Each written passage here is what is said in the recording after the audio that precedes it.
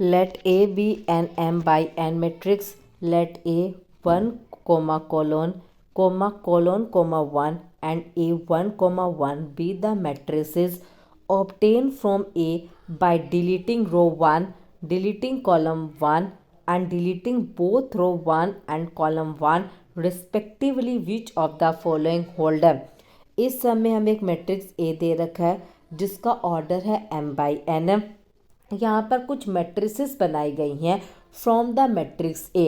पहली बनाई गई है ए 1 कोमा कॉलन, ये बनी है मैट्रिक्स ए में से by deleting the first row. जब हम मैट्रिक्स ए का फर्स्ट रो डिलीट कर देते हैं तब ये मैट्रिक्स बनती हैं।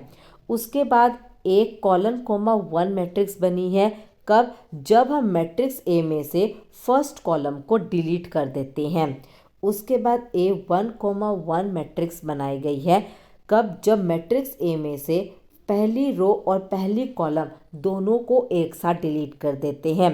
तो नीचे 4 इनइक्वालिटी दे रखी है, हमें बताना कौन सा होल्ड होगा। तो पहले जो इंस्ट्रक्शन दे रखी है उसी को थोड़ा जनरलाइज करके लिखते हैं, उसके बाद हम ऑप्शन पे जाते हैं। सबसे पहले हमें गिवन है मैट्रिक्स ए का ऑर्डर जो है m बाई n है। उसके बाद ए 1 कोमा कॉलन मैट्रिक्स बनाई गई है। कैसे? जब हम पहली रो डिलीट कर देते हैं मैट्रिक्स ए में से। अब पहली रो को डिलीट करने पर क्या होगा?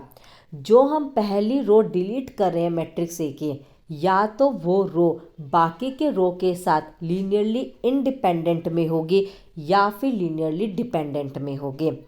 अगर जो रो हमने डिलीट की है अगर वो रो बाकी के रो के साथ लीनियरली इंडिपेंडेंट में थी और वो डिलीट हो गई, इट मीन्स रैंक जो होगा 1 से रिड्यूस हो जाएगा।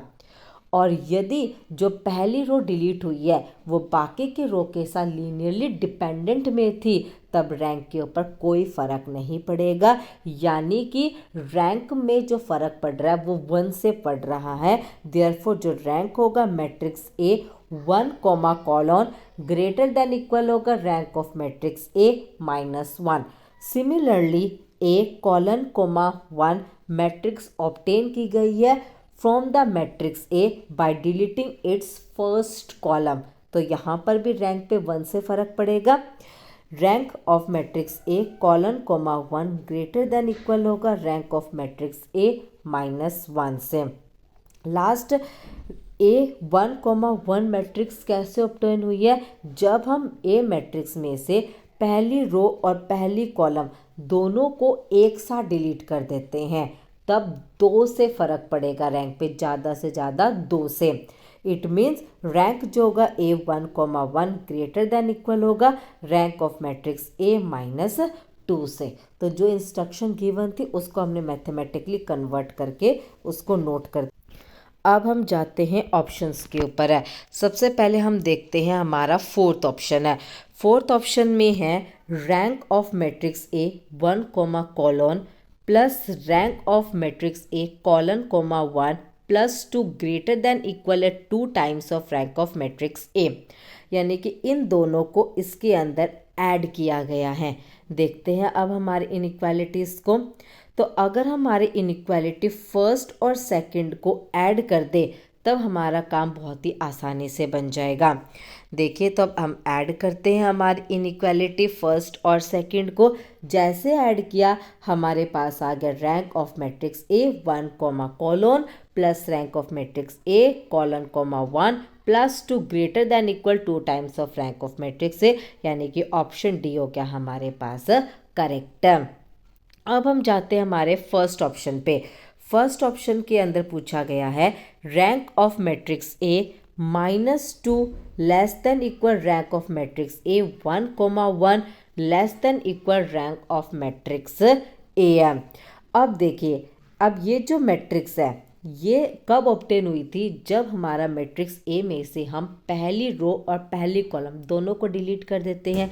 इट मीन्स ये जो मैट्रिक्स है दिस इज अ सब matrix of matrix A and जो रैंक होता है सब मैट्रिक्स का हमेशा मैट्रिक्स से लेस देन इक्वल होता है। यानी कि इतनी इनइक्वालिटी तो हमारी प्रूव हो गई। अब रह गई इस इनइक्वालिटी को प्रूव करना कि rank of matrix A -2 is less than equal rank of matrix A 1,1 है। इसके लिए देखिए हम इन्हीं इनइक्वालिटीज़ का यूज़ करते हैं। इनइक्वालिटी थर्ड का हम इसके अंदर यूज़ करेंगे। एक तो डायरेक्ट रिजल्ट है कि rank of sub matrix is less than equal to rank of matrix, इसको मैंने मान लिया इनइक्वालिटी 4। अब इनइक्वालिटी थर्ड और इनइक्वालिटी जो हमारी फोर्थ है उसका यूज़ करते हैं। इनइक्वालिटी थर्ड में हम पीछे से यूज़ करेंगे कि rank of matrix A -2 is less than equal rank of matrix A 1,1 and this is a submatrix less than equal to rank of matrix A, यानी कि ऑप्शन ए पी हो क्या हमारा यहाँ से करेक्ट है। दो ऑप्शन डिस्कस हो गए, ए और डी, दोनों करेक्ट आए हैं। अब बात करते हैं ऑप्शन बी की। ऑप्शन बी में पूछा गया है कि क्या rank of matrix A 1, equal to rank of matrix A 1, यानी कि अगर हमारी जो मैट्रिक्स ए है अगर उसमें पहली रो को डिलीट कर दे तब जो रैंक आएगा, और उसी मैट्रिक्स का अगर हम पहली कॉलम को डिलीट कर दे तब जो रैंक आएगा, क्या वो दोनों रैंक सेम रहेंगे? इसके लिए हमने क्या किया, एक एग्जाम्पल पिक किया है और ये ले लिया इसका एग्जाम्पल मैट्रिक्स से एंट्रीज है 0 1 0 0 0 1। अब पहले मैंने क्या किया, फर्स्ट कॉलम को डिलीट करना, फर्स्ट रो को डिलीट करना है तो ये पहली रो को डिलीट कर दिया, तो रैंक बन गया हमारे पास 1।